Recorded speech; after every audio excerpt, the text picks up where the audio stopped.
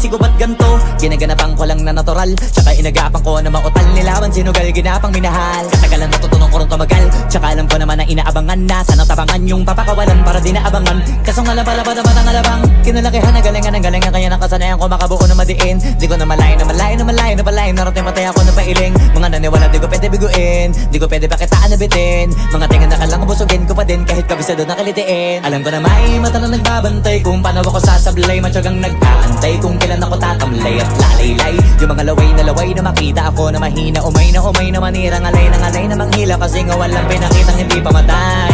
Na napasarap pag-rap, ang daming nagbago mula nung kilalanin ng tao. Daming nagtulak sa'kin, palaging maging ganado, palaging plakado, pag kumalaw palaging planado. Daming pasabog, kailangan pag malawak ang sakop, ikaw din ang talo sa laban. Pag nabalot ng takot kung saan ka aabot, takutin lahat ng mahahakot. Yung dami ng pagod ay may sukli pag di ka madamot. At kung di ko tsinaga, baka nauwi na sa wala. Ganito pala to kalala, kita mo naman na napala. Paano ko hindi ko ginawa? Yung iba di makahalata, malaki na anak kataya. Marami na pwede mawala, kaya di na pwede pabaya. Hindi pwede puro mamaya, baka sa huli mapahiya. Totoo na parang himala lang siya mula sa iba ba tiningala. Matagal ko din na kinapakatagawa, di madapa yung kalidad. Di mo na kita binabahan na marami pa nagdududa, puro kilos ang inuuna. Ngayon kita mo namumunga, tumutubo na. Pakarami ko nakukuha, pero di pa rin nalulula.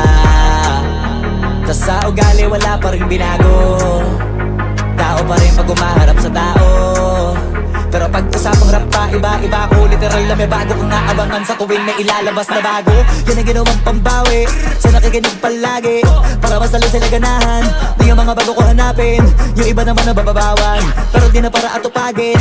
Di kasi nila maunawaan, naibulsa ko pinapalalim.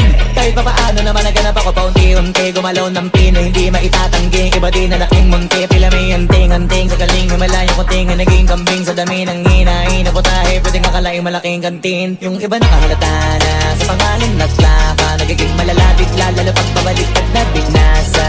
Pag gumagawa, ginagawa, magagawa, maiba lang ang lasa. Para maipakita ko din na din ako gumagawa na basta-basta. Ngayon lalo pang nananabik, kasi meron ang bumabalik. Gagawin ko pa rin ang gagawin. Ngayon saan pa kaya ko neto dadalhin? Subok na yung lagi niyong sinusubok nun. Yung mga nanubok, yung ilong umusok, tsaka kumulutumbong. Ito na ngayon yung mga sinabihin yung gonggong. Sa tuktok na kami tumutungtong, ito yung hindi niya matutunton.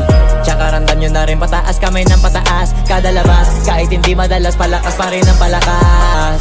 Sa amin na tong palabas, pabanas kaya nang mabanas. Pagkausap ang Pinas, pasok kami dyan, hindi na mapapalabas.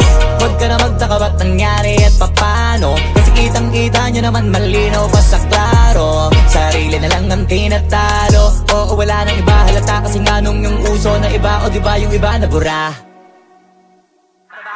Yan ang ginawang pambawi sa nakikinig palagi, para mas lalo sila ganahan.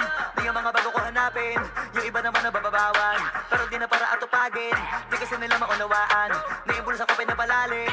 Kahit pa paano naman naganap ako paunti-unti, gumalaw ng pino, hindi maitatanggi. Iba din na laking munti, pila may anting-anting. Sa galing may malayong kunting, naging kambing sa dami ng hinahin. Naputahe, pwedeng akalaing malaking kantin. Yung iba nakahalata na sa pangalan at